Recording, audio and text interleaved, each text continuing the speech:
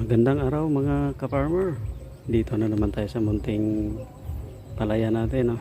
Update lang sa ating sabong tanim.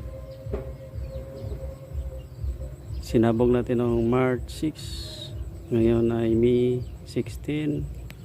70 days na siya mga ka-farmer, mga idol. May bunga na, no? Kaso lang maraming sabag. Yan, ito yung sabag, oh. Yung tawag dito sa amin, sabag.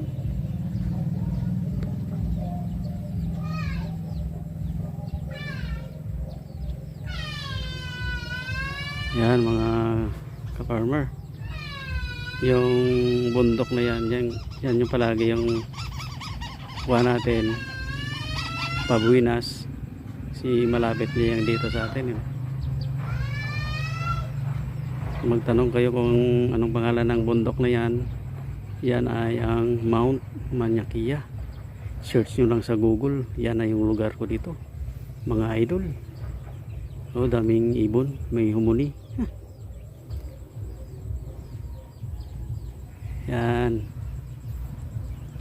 Yan lang po yung update sa ating third cropping. Okay mga idol, bye bye.